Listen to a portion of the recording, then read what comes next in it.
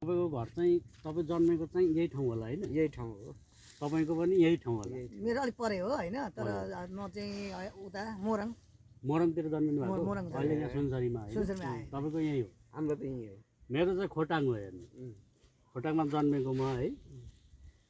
पहिला हाम्रो बाजे बराजुको पालामा हाम्रो गाउँमा चाहिँ पुरै बाघ लागेर हैरान अरे क्या। लास्टै ए बाघले बाख्रा खाएर गोठेबाट लगेर गाई खाएर गर्ने अरे। अनि एक दिन पारी गाउँमा हल्ला सुनेछ बाघले बाख्रा चाहिँ खाइसक्यो है भनेको।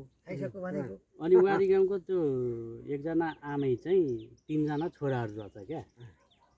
अनि बेलुका सुत्ने बेलामा ए केटा हो अलिक चला गरेर सुत्ता है केटा हो, पारी गाउँमा त सबै बाघले बाख्रा खाइसक्यो भने त। अनि त्यति भन्यो अरे आमा सुतिहालेछ। त्यो दसैँमा पालेको एउटा खसी थियो अरे, त्यही एउटै रहेछ खसी है, एउटै रहेछ। त्यही भएको पनि खाइदियो भने दसैँमा खाउलो मासु भनेछ।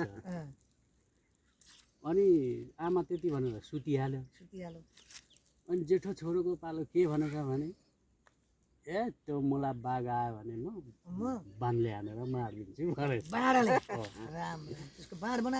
माइला छोरोले भनेछ ए त्यो मुला बाघ आयो भने म बन्दुकले हानेर मार्छु भनेछ। बाघ चाहिँ वहाँनिर सुतिरहेको रहेछ, बेलुकै आएर खोर पछाडिबाट क्या तान्नुको लागि कतिखेर हिँडेर सुत्छ। अनि त्यसपछि अनि खाने भन्ने बाघको योजना। अनि बाघले सुनिरहेको छ अरे। अनि कान्छो छोरो चाहिँ अलिक फटाफटा खालको थियो रहेछ क्या। यही तिमी मेरो घरमा आउने त्यो मुला हाम्रो खसी खाने त्यो मुला रानीको बाघलाई आओस् मात्रै त म घन्टाले हानेर मार्छु भने।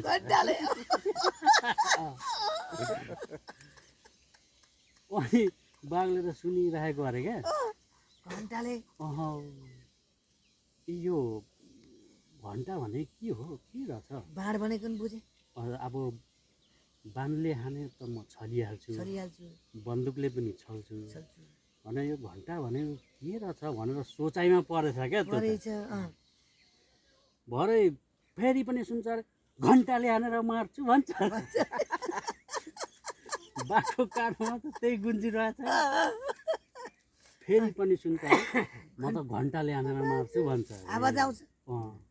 बाघ त यसो सोच्दा सोच्दा बाघ त साइको भएछ, निराश भयो। फेरि यो घन्टाले हाने भने त म त मर्छु होला हो।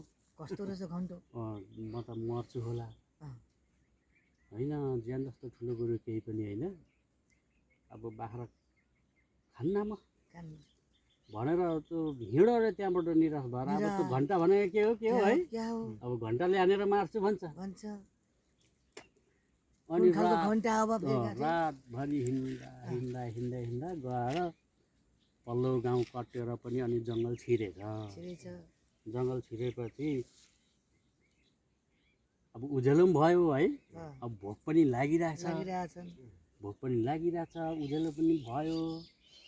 अनि जङ्गल छिरेपछि उभिरहेको थियो अरे परबाट एकजना बुढी आमै घैँटा बोकेर पानी लिनु त कुवामा जङ्गलमा आउँदै रहेछ। अनि बाघलाई अब यो अब आमैलाई पो सोध्नु पर्यो भनेछ। ए आमै भनेछ क्या बाघले। यसो हेरेको भयो बाघ। अनि त आमैले त अनि के भन्छौ बाघ राजा भने। होइन आज राति म पल्लो गाउँमा बाख्रा खानु गएको थिएँ, त्यो घरमा तिनलाई छोराहरू गर्छ। जेठोले भनौँ बाणले हानेर मार्छु भनौँ, माइलाले भनौँ बन्दुकले हानेर मार्छु भनौँ, त्यो कान्छाले भनौँ घन्टाले हानेर मार्छु भनेर भनौँ। यहाँमा यो घन्टा भनेको के हो सोधेछ। अनि आमैले त राम राम राम राम राम बाघ राजा धन्ना बाँचेछ। मेरो 16 वर्षको उमेरदेखि त घन्टाले हानेको घाउ अझै निको भएन भनेर साडी उघाडेर देखाइदिएको छ बाघ ए बाफ्रे बाफ्रे बाफ्रे बाफ्रे हुँदै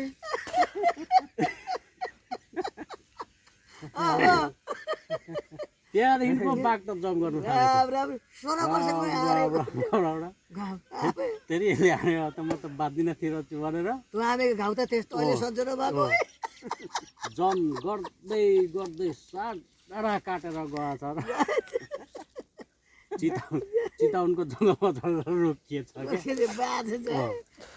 अनि त्यहाँदेखि हराएको बाघ आजभोलि फेरि खुब जाँदैछ अरे उतातिर खुब जाँदैछ अरे अब त्यो घन्टाले हानेको घाउ चाहिँ फेरि एकजना कसैले त देखाइदिनै पर्ला अब फेरि कुन चाहिँको फेला पर्छ खालि बाख्रा खाँदैछ अरे हाम्रो गाउँमा क्या त्यो पारी लिएर गएको ठाउँमा चाहिँ त्यस्तो घाउ चाहिँ देखाउँ त फेरि त्यसलाई त अब 15-20 वर्षको उमेरमा बनाएको घाउ होइन जहाँ चाहिँ राम राम राम राम राम 30 वर्षको उमेरसम्म चाहिँ त्यो घाउ सन्चो नआउनु त धन्यवाद